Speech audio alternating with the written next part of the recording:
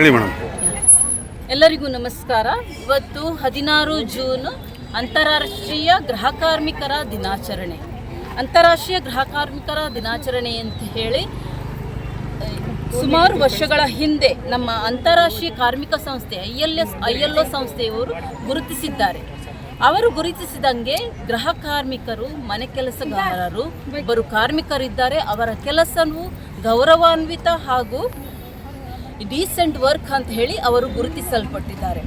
ಈಗ ಕಳೆದ 15 ವರ್ಷಗಳಿಂದ ನಮ್ಮ ಕರ್ನಾಟಕ ಗೃಹ ಕಾರ್ಮಿಕರ ಒಕ್ಕೂಟ ಅಂತೇಳಿ ನಾವು ಕಲಬುರಗಿ ಜಿಲ್ಲೆಯಲ್ಲಿ ಈ ಒಕ್ಕೂಟವನ್ನು ಮಾಡಿದ್ದೇವೆ. ಕಳೆದ 15 ವರ್ಷಗಳಿಂದ ಈ ಒಕ್ಕೂಟವು ನಡೆಯುತ್ತಿದೆ.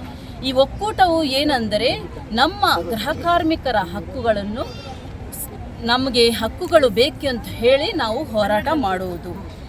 ಈ ವರ್ಷದ ಈ ರ್ಯಾಲಿಯಲ್ಲಿ ಅಥವಾ ಈ ದಿನ ನಾವು ಸರ್ಕಾರದ ಮುಂದೆ ಬಂದು ಏನು ಹೇಳುವುದಂದರೆ, ಕರ್ನಾಟಕದಲ್ಲಿ ದೀರ್ಘಕಾಲದಿಂದ ಬಾಕಿ ಇರುವ ಈ ಒಂದು ಹೊಸ ಗೃಹ ಕಾರ್ಮಿಕರ ಹಕ್ಕುಗಳ ಕಾಯ್ದೆಯನ್ನು ಜಾರಿಗೆ ತರಲು ಹಾಗೂ ಆ ಮಸೂದೆಯಲ್ಲಿ ಗೃಹ ಕಾರ್ಮಿಕರ ಶಿಫಾರಸನ್ನು ಸೇರಿಸಲು ವಿನಂತಿಸಿಕೊಂಡು ನಾವು ಇವತ್ತಿನ ದಿನ ಇಲ್ಲಿ ಸರ್ಕಾರದ ಮುಂದೆ ಬಂದಿದ್ದೇವೆ.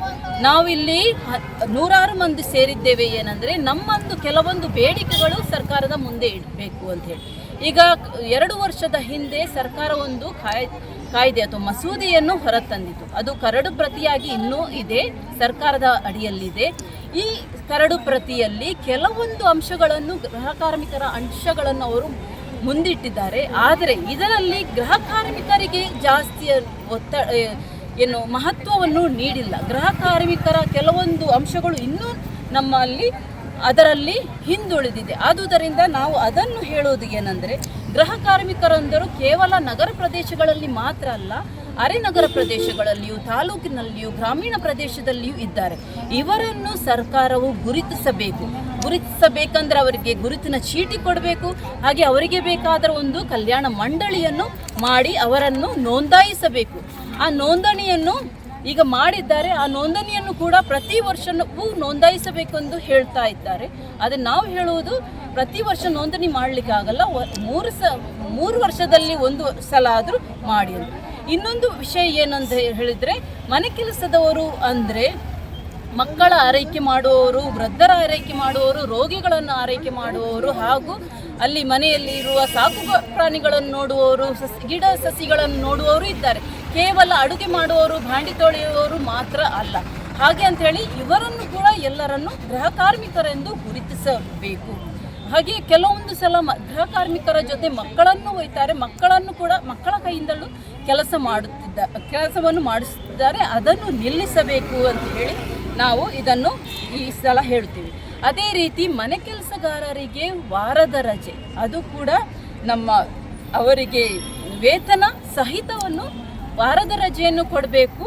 ಅದೇ ಎಲ್ಲಿಯಾದರೂ ಆರೋಗ್ಯ ತಪ್ಪಿದರೆ ಆವಾಗ ಕೂಡ ವೇತನ ಸಹಿತ ರಜೆಯನ್ನು ನೀಡಬೇಕೆಂದು ನಾವು ಕೇಳುತ್ತೇವೆ.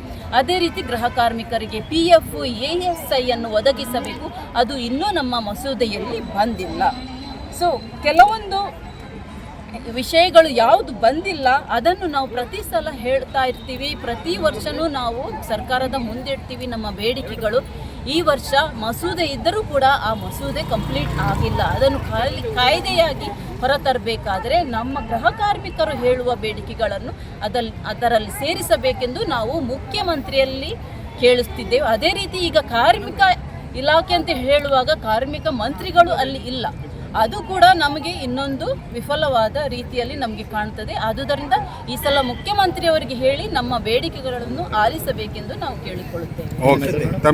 ನನ್ನ ಹೆಸರು ರೀನಾ ಅಂತ ಹೇಳಿ.